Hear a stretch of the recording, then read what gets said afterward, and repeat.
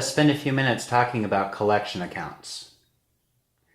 And first of all, tell me what happens when you pay off a collection account. Okay. Now, paying off a collection account, and this isn't going to be logical at all, but there are many things about FICO scores that aren't logical. When you pay off a collection account, the scores drop. It's not logical, it's not fair, but ask any mortgage loan officer in the country, it's 100% true. So actually just paying your collection accounts is unfortunately a bad tactic. Initially, we handle it. Go on with your next question. Okay, good. Got it. So the next thing is trying to dispute these collection accounts. Okay, so disputing collection accounts is what basically every credit repair company tries to do. And this is why when I meet a new real estate agent or a new mortgage loan officer, the first thing they ask me is, how long did the collection accounts stay off the credit before they come back onto the credit? Right. Because that's what they're used to. They're used to what happens when you dispute collection accounts, okay?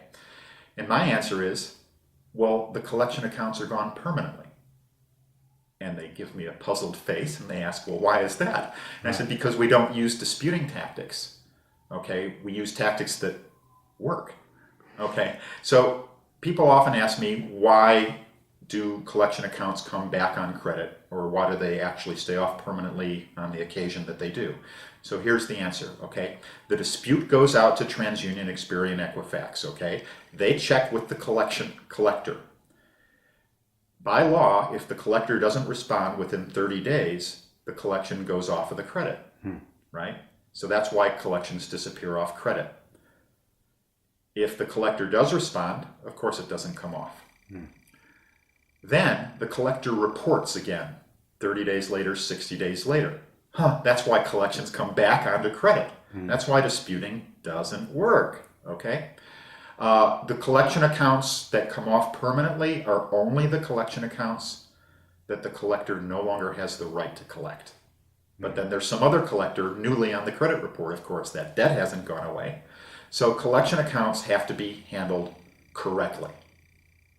So how hard on FICO scores are collection accounts? I mean, how is that really impacting my credit? It's huge, gargantuan. This is a case of just one collection on the credit report.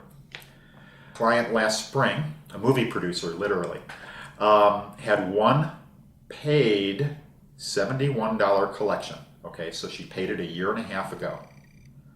The two reports that it was on were 62 points lower than where the collection was not reported. Wow. A 1.5-year-old $71 paid collection cost her over 60 FICO points. Okay? Wow. Yeah, okay. So what happened when I got the collector to delete the collection, which they didn't agree to at first, okay? Her scores popped up and she could buy the house, right? Miracle. Okay. Another one was just 2 months ago. And this is an older citizen who's still working his business. And he had a medical collection for $295, wanting to refinance his house for the last time in his life to today's lower rates. Today's lower rates, who knows what they are when people are watching this. Yeah. Okay, so $295, the collection's about 5 months old. Okay, his high FICO score, 745. Nice. Okay, the next score with the collection on it was 91 points lower, and the other score with the collection on it was 117 points lower. Wow. One collection. Okay, the reason it hurt so much, because it was new, right? As time passes, the collections affect credit less and less. But of course, the more of them you have, the worse the credit. Okay, so this collector also did not agree to delete.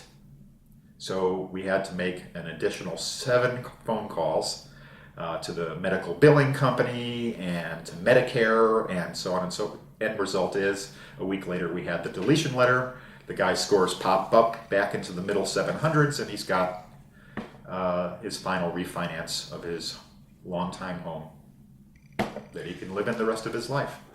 So it sounds to me like there's more than people probably think in how to handle their own collection accounts. Yeah, right. I mean, if you don't get the deletion on the collection, as in the first example, $71 paid collection, cost her over 60 FICO score points. The deletion is everything.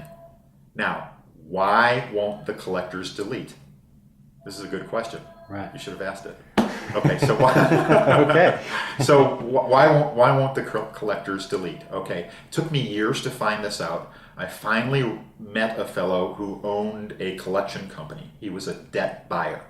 Okay, and I asked him, why is it so hard to get collections off of the credit? He goes, Dave, because we have a contract with TransUnion, Experian, and Equifax that we won't do a deletion in exchange for payment.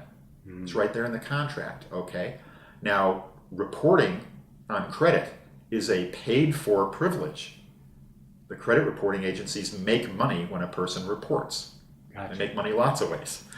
Okay, but if the collector gets caught doing the deletion in exchange for the payment, the credit reporting agency can halt their subscription. They can no longer report. If you're a collection company and you can't report on credit, how's your business? Right. You don't have a business. Right. Okay. So getting the deletions is vital. And that's what we're really good at. And that's where you come in.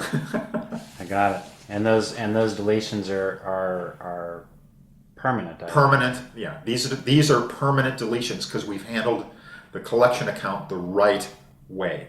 We've either built a case, a federal or state case, against the collector or the debt buyer, okay, and one of our lawyers takes the case and at no charge to the client, and frequently the debt is completely wiped out, the deletion is permanent, okay, or we settle the account, we do, for the client, and where the collector won't agree to delete, and they usually don't, we have another bag of tricks. You have leverage. A big bag of tricks, yeah. Okay. Well, it sounds complicated, and you did surprise me by saying that some of it can be handled at no cost to the client too. So it sounds like there's quite a bit to know. In collection accounts, it's among the most complicated aspects of credit and debt. Collection accounts are very complex. Gotcha. All right.